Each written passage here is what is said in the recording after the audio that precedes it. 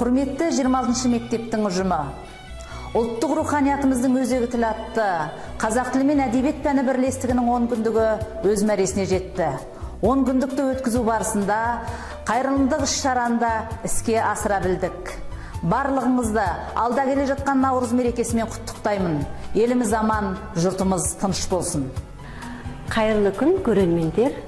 Бүгін Наурыздың 5-і сағат 12:00-де қызық екен бағдарламасы. Бұл бағдарламаға бастауыш сыныптар арасында онлайн және офлайн атты 2 топ қатысты.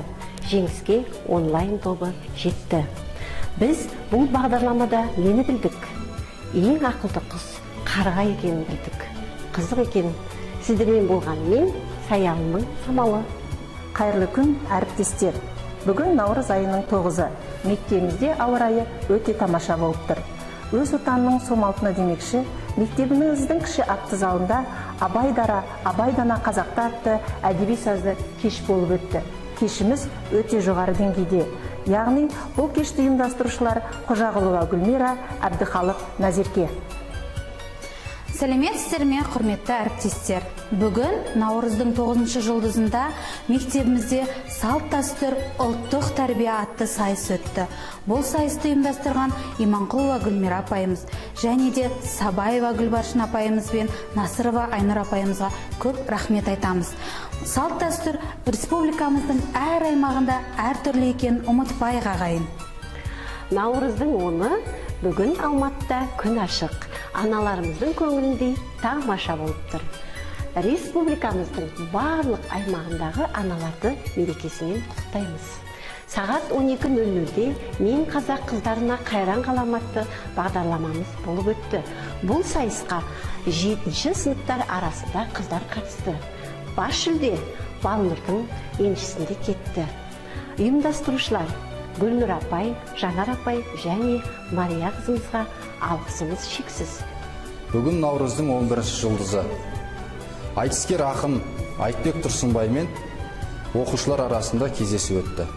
Кеш барысында оқушылар ақынға көкейінде жүрген сұрақтарын қойып, оның өмір баяны мен шығармашылық жолымен жақынырақ танысты. Ән шертілді, күй тартылды, айтыстан үзінділер орындалды. Кеш өте қызықты өтті. Оны ұйымдастырған Естемесова Арай мен Пролива Индира апайымыз болатын. Ақынымызға қазақтың салтымен ат мінгізбесек те шапан жауып риза қылып шығарып салдық. Бүгін Наурыз айының 12-ші жұлдызы. Мектебімізде ауа райы өте тамаша. Мұқым елдің мұзбалағы Мұқағали демекші жазылар естеліктер мен туралы атты Zoom платформасында әдеби шығармашылық кеш өтуде. Кешіміздің ұйымдастырушылары Байденова Арай, Медетова Перизат, Кебекбаева Құралай. Сіздермен оқиға орнынан Жақанқызы Назым.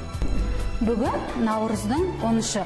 Республикамыздың ауа райы өте тамаша болып тұр.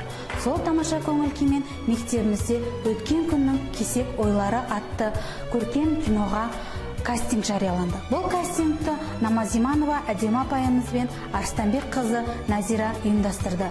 Сіздермен бірге болған мен Бейсен қызы Гаухар. Бүгін Наурыздың 15-ші жұлдызы. Латын әліпбиіне көшу жаһандық үдерісте жақындау ма? Сіз қалай ойлайсыз? Осы тақырыпты Ерсін қызы Ләззат апайымыз бен Яхудая Мөлдір апайымыз 11-ші сыныптар арасында дебат ұйымдастырды.